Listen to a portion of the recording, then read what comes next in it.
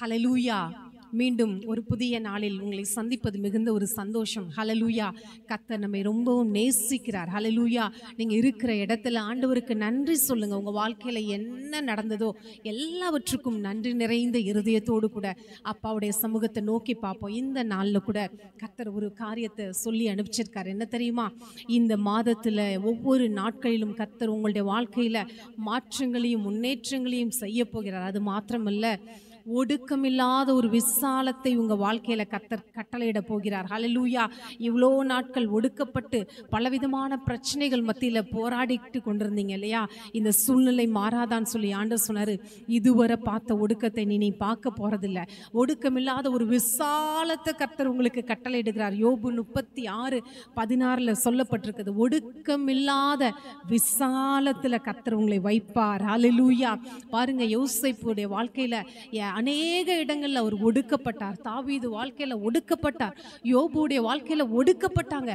ஆனா ஒரு நாள் வந்தது, எல்லாருடைய ஒடுக்கங்களையும் தேவன் விசாலமாய் மாற்றினார். இன்னைக்கு கூட நீங்க சொல்லிட்டு இருக்கலாம், உங்களுக்கு தெரியாது, என்னுடைய பாதம் மிகவும் கடினமானதா இருக்குது. கொஞ்ச நாள், இன்னைக்கு முடிஞ்சிடும், நாளைக்கு முடிஞ்சிடும், அடுத்த மாசம், அடுத்த வருஷம்னு நினைக்கிறோம். இது போயிட்டே இருக்குது, முடியல அப்படின்னு சொல்லி ஒடுக்கப்பட்ட சூழ்நிலையில காணப்படுவீங்கன்னு சொன்னா கர்த்தர் உங்களுக்கு தான் இந்த வார்த்தையை சொல்றாரு. உங்களை விசாலத்துல வைக்க போகிறார். ஹalleluya. உபத்திரவப்பட்டவருடைய உபத்திரவத்தை அவர் அலட்சியம் பண்றது இல்லை. ஹalleluya. அவர் உங்களை கண்ணோக்கமா இருக்கிறார். உங்களுடைய காரியங்கள் கர்த்தருக்கு வெளிச்சமா இருக்குது. நீதி செய்ய போகிறார். உங்களுடைய வாழ்க்கையில நியாயம் செய்ய போகிறார். ஹalleluya. யோசேப்பு எல்லாராலும் நிராகரிக்கப்பட்டு அவனை குழியில போட்டு ஜெயில போட்டு என்னென்னமோ அவங்கள துன்புறுத்தினாங்க. ஆனா அவர் ஒடுக்கப்பட்ட அத்தனை இடத்துலையும் கர்த்தர் அவரோடைய கூட இருந்தார். ஹalleluya. நீங்க ஒடுக்கப்பட்டிருக்க சூழ்நிலை எல்லாம் கர்த்தருக்கு தெரியும். என்னால தலை நிமிர முடியலையே, உள்ளுக்குள்ள என்னுடைய மனதுல அவ்வளோ போராட்டங்கள், சஞ்சலங்கள். கர்த்தர் இந்த மாதத்துல உங்களுடைய சஞ்சலத்தை தவிப்ப நீக்க போகிறார். ஹalleluya. சொல்லுங்க, அறிக்கை பண்ணுங்க. இந்த வேத வார்த்தைகள் தான் நம்மளை உயிரோட வாழ வைக்கிறது. ஹalleluya. இந்த வேத வசனங்கள் ஒவ்வொன்றும் நம்மளை உயிர்ப்பிக்கிறதா இருக்கிறது. ஹalleluya. இந்த வசனத்தை சொல்லி சொல்லி, இந்த ஜீவனுள்ள வார்த்தைகளை சொல்லி சொல்லி சத்துருடைய எல்லா திட்டங்களையும் அழிக்கணும். ஹalleluya. நம்முடைய வாழ்க்கையில அநேக நேரங்கள் நம்மை உருவாக்குவதற்கு, தேவன் எதிர்பார்க்கிற அந்த ஒரு ஸ்டேட்டஸ்ல நம்ம வந்து சேருவதற்கு சில நேரங்கள் எடுக்கப்படுகிறது, சில காலங்கள் ஆகிறது.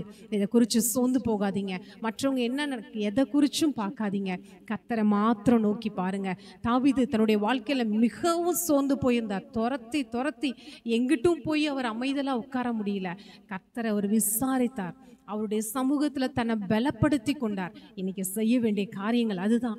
ஆண்டவருடைய சமூகத்துல போய் அந்த கூடார மறைவுல நம்ம மறைந்து கொள்ளும் பொழுது கர்த்தர் புதிய பலனை தருகிறவராய் இருக்கிறார். உங்களுடைய ஒடுக்கங்களை எல்லாம் விசாலமாக்குறார். ஹalleluya. நம்ம வாசிக்கிறோம், உபாகமம் 26:6 வாசிக்கும் பொழுது எகிப்தியர் என்ன பண்ணாங்க? இஸ்ரேல் ஜனங்களை ஒடுக்குனாங்க. ஹalleluya. யாத்ராகமத்துல போடப்பட்டிருக்க, அவங்க ஒடுக்கினார்கள். அவங்கள ஒடுக்க ஒடுக்க, ஏன்னா அவங்க நிறைய பேரா இருக்காங்க, இவங்களை எப்படியாவது நசுக்கிறணும், இவங்களை பெருக விடாம பண்ணிடணும்னு பார்த்தாங்க. ஆனா வசனம் சொல்லுது, அவர்களை எவ்வளவாய் ஒடுக்கினார்களோ அவ்வளவாய் அவர்கள் பெருகினார்கள். ஹalleluya. இன்னைக்கு எந்த இடத்துல நீங்க ஒடுக்கப்படுகிறீங்களோ, எந்த பிரச்சனைனால நீங்க ஒடுக்க நினைக்கிறீங்களோ, அதே காரியத்துல கர்த்தர் உங்களை விசாலமாக்க போகிறேன் என்று சொன்னார். ஹalleluya. இந்த வார்த்தை அப்படியே உங்க வாழ்க்கையில நிறைவேற போகுதுங்க. சொல்லுங்க, அறிக்கை பண்ணுங்க. ஒரு நாள் குழியில கிடந்த அந்த யோசேப்பு தான். ஹalleluya. ஜெயில கிடந்த யோசேப்பு தான். ஹalleluya. எல்லாராலையும் புறக்கணிக்கப்பட்டு அவருடைய ட்ரெஸ் எல்லாம் கூட உருவிட்டு விட்டுட்டாங்க. ஆனா அந்த சூழ்நிலையிலும் கூட கர்த்தரை சார்ந்து கொண்டிருந்தார், காத்திருந்தார். அவருக்கு வந்தது என்ன தெரியுமா? அதிபதியாக அந்த எகிப்துக்கே கர்த்தர் அவரை ராஜாவாய் மாற்றினார். ஹalleluya. அப்படிதாங்க ஒவ்வொருத்தருடைய வாழ்க்கையிலும். யோபு தன்னிடமிருந்த அத்தனை காரியங்களும் அவரை விட்டு போணுச்சு. தன்னுடைய ஒய்ஃப், நண்பர்கள் எல்லாம் அவங்கள்ட்ட பாருங்க, அவங்களுடைய பிள்ளைகளை இழந்தாங்க, ஆடு மாடுகளை இழந்தாங்க, அவர்கிட்ட ஒண்ணுமே இல்லாம ஆயிடுச்சு. ஆனால் கர்த்தர் அவரை நினைத்தார். ஹalleluya. யோபு 10:15 இப்படியாய் சொல்லப்பட்டுள்ளது, அவமானத்தால் நிரப்பப்பட்டேன், நீர் என் சிறுமையை பார்த்தருளும், அது அதிகரிக்கிறது. யோபு ஒரு சூழ்நிலை வரும் பொழுது ஆண்டவரை பார்த்து கதறார், நான் அவமானத்தால நிரப்பப்பட்டுட்டு இருக்கேன். ஒருவேளை உங்களுடைய சூழ்நிலைகள் பயங்கரமான ஒரு பாதையில போயிட்டு இருப்பீங்க. கண்ணீரின் பாதை, நெருக்கத்தின் பாதையில போய் நாங்கள் சொல்ற நாளுக்கு நாள் அது அதிகரிக்கிறது. எனக்கு என்ன பண்ணணும்னு தெரியல. சில நிறைய நியூஸ் இன்னைக்கு பார்க்குறோம். தாங்க முடியல பிரச்சனைகளை, உடனே முடிவெடுத்துடுறாங்க. இதுதான் என்னுடைய முடிவுன்னு சொல்லி. இல்லைங்க, இயேசுவின் வார்த்தை, இந்த ஜீவனுள்ள வார்த்தை, இதை கேட்டு கொண்டு இருக்கிற ஒவ்வொருவரும் ஆண்டவரை நம்புங்க. இயேசு கிறிஸ்துவ சொந்த இரட்சகரா நீங்க ஏற்றுக்கொள்ளுங்க. அவர் நமக்காய் ஜீவனை கொடுத்தார். நம்ம உங்களுடைய பிரச்சனைகளை எல்லாம் ஏற்கனவே அவர் செய்து முடித்து ஜெயம் எடுத்து விட்டார். அதை அறிக்கை பண்ணுங்க. ஏசப்பா, நீங்க எனக்காக எல்லாவற்றையும் செஞ்சிட்டீங்க. மலை போல இருக்க இந்த பிரச்சனையே ஒன்றுமில்லாமல் போன்னு சொல்லுங்க. இதை எனக்காக இயேசு செய்து முடித்தான்னு சொல்லுங்க. இப்பொழுது உங்களுடைய பிரச்சனைகள் விலகி கொண்டு இருக்கிறத நான் பார்க்குறேன். ஹல்லேலூயா. பாருங்க, இது இன்னும் அதிகரிக்கிறது. அதெல்லாம் நீங்க கண்ணோக்குங்கன்னு சொல்றாங்க. இன்னைக்கு ஆண்டவர் அதிகரிச்சு கொண்டுட்டே இருக்குதுன்னு சொல்றீங்க. பிரச்சனை முடியும்னு பார்த்தா அடுத்த ஒரு பிரச்சனை புறப்படுதுன்னு சொல்வீங்கன்னா, கர்த்தர் உங்களுக்காக பேசிட்டு இருக்காரு. இந்த காரியங்களிலிருந்து கர்த்தர் உங்களை விசாலமாக்க போகிறார். உங்களுடைய ஒடுக்கம், உங்களுடைய கண்ணீர், உங்களுடைய அவமானம், உங்களுடைய நிந்தை எல்லாவற்றையும் மாற்றி கர்த்தர் உங்களை உயர்ந்த அடைக்கலத்துல வைக்க போகிறார். ஹல்லேலூயா. இன்னைக்கு கூட தாவீதுடைய வாழ்க்கையில அப்படிதான். அவர் அவ்வளோ காரியங்கள்ல நெருக்கப்பட்டிருந்தாலும் சூழ்நிலை வந்தது, ராஜாவாய் கர்த்தர் மாற்றினார். இன்னைக்கு பார்க்குறோம், தாவீதின் நகரம், தாவீதின் பட்டணம், ஒவ்வொன்றுக்கும் தாவீதின் அவருடைய பெயரை சொல்லி சொல்லி கர்த்தர் அவரை உயர்ந்த அடைக்கலத்துல வைத்திருக்கிறத பார்க்க முடியுது. இன்னைக்கு உள்ள சூழ்நிலையை பார்த்து சோர்ந்து போயிடாதீங்க. தைரியமா இருங்க. உங்களுடைய தைரியத்தை விட்டு விடாதிருங்கள். விசுவாசத்தை விட்டுறாதீங்க. ஹல்லேலூயா. இன்னும் இன்னும் பிரச்சனைகள் அதிகரிக்க அதிகரிக்க நல்ல ஆண்டவரை துதிக்க ஆரம்பிங்க. நீங்க துதிச்சு துதிச்சு ஆண்டவருடைய பிரசன்னத்தை கொண்டு வரும் பொழுது அந்த பிரசன்னத்துக்கு முன்பாக எல்லாம் ஒன்றுமில்லாமல் உருகி போய்விடும். ஹல்லேலூயா, ஹல்லேலூயா. பாருங்க, சங்கீதம் 146:7 கர்த்தர் அவர் நியாயம் செய்கிறவராய் இருக்கிறார். உங்களுடைய பிரச்சனைக்கு யாரும் முடிவு கட்டுறது, யாரும் நியாயம் செய்யல. உங்க குடும்பத்தார் செய்ய முடியாது, உங்களை நேசிக்கிறவங்க உங்களுக்கு ஒன்றும் செய்ய முடியாது. ஆனா ஆண்டவர் சொல்றாரு, இந்த வசனத்தை எடுத்து வாசிங்களேன். 146 சங்கீதம் 7 அதுல வாசிக்கும் பொழுது, அவர் ஒடுக்கப்படுகிறவர்களுக்கு நியாயம் செய்கிறார். ஹல்லேலூயா. நீங்க ஒடுக்கப்பட்டிருக்க அந்த சூழ்நிலையில கர்த்தர் உங்களுக்கு நியாயம் செய்ய போகிறார். ஏசாயாவுல வாசிக்கிறோம், 60வது அதிகாரம் 14 நான் வாசிக்கிறேன். உன்னை ஒடுக்கினவர்களின் பிள்ளைகளும் குனிந்து உன்னிடத்தில் வந்து உன்னை அசட்டை பண்ணின யாவரும் உன் காலடியில் பணிந்து உன்னை கர்த்தருடைய நகரம் என்றும் இஸ்ரவேலுடைய பரிசுத்தர் சீயோன் என்றும் சொல்லுவார்கள். ஹல்லேலூயா. நீ நெகிழப்பட்டதும் கைவிடப்பட்டதும் ஒருவரும் கடந்து நடவாமல் இருந்ததுமாய் இருந்தாய். ஆனாலும் உன்னை நித்திய மாட்சியாகவும் தலைமுறை தலைமுறையாய் மகிழ்ச்சியாகவும் வைப்பேன் என்று கர்த்தர் சொல்லுகிறார். ஹல்லேலூயா. உங்களுடைய ஜெனரேஷனா ஒரு மகிழ்ச்சியை, ஒரு பெரிய சுதந்திரத்தை பார்க்க போறாங்கங்க.